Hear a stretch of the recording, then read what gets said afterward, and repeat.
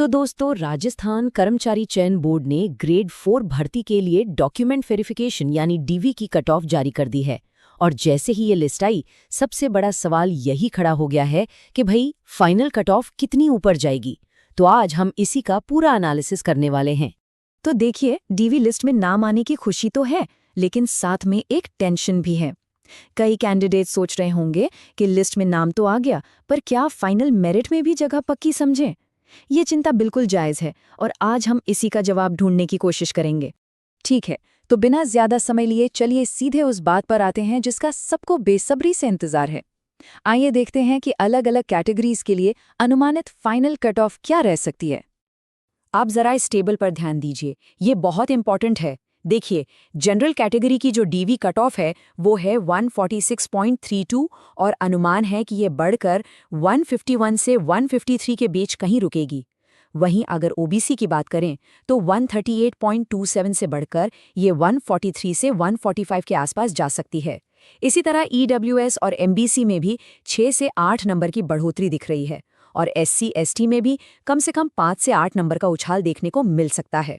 तो मतलब इस पूरे एनालिसिस का जो निचोड़ है, जो सबसे बड़ी बात निकल कर आ रही है वो ये है, लगभग हर कैटेगरी में फाइनल कट ऑफ डीवी की कट ऑफ से 5 से 8 नंबर ऊपर जाने की पूरी संभावना है और इसी रेंज को दिमाग में रखना होगा।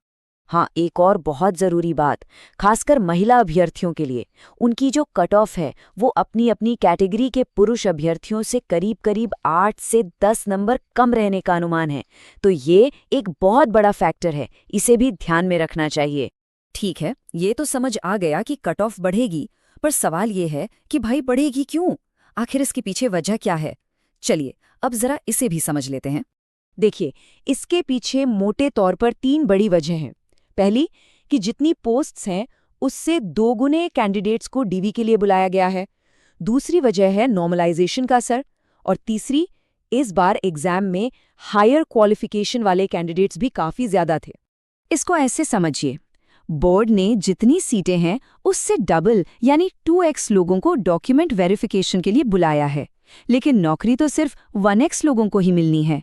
मतलब सीधा सा गणित है, बुलाए गए लोगों में से आधे बाहर होंगे और जब ऐसा होता है तो कट ऑफ का ऊपर जाना तो तय ही है। अच्छा, अब ये तो समझ आ गया कि कट ऑफ क्यों बढ़ेगी।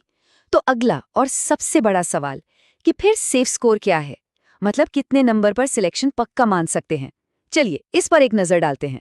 यही वो सवाल है जो इस वक्त हर कैंडिडेट के दिमाग में घूम रहा है कि मेरा स्कोर सेफ है या नहीं, क्या फाइनल लिस्ट में नाम आ जाएगा। चलिए आंकड़ों के हिसाब से इसका एक सीधा सा जवाब जानने की कोशिश करते हैं। तो सबसे जरूरी बात, एक सेफ जोन क्या है? अगर किसी का स्कोर अपनी कैटेगरी की डीवी कट ऑफ से 6 नंबर या उससे ज्यादा है तो मानकर चलिए कि फाइनल सिलेक्शन के चांस बहुत मजबूत है। ये एक अच्छा बेंचमार्क है। लेकिन हाँ, एक बात यहाँ ध्यान रखने वाली है, जो रिजर्व्ड कैटेगरीज हैं जैसे एससी, एसटी और ईडब्ल्यूएस, वहाँ ये गैप थोड़ा और बड़ा हो सकता है।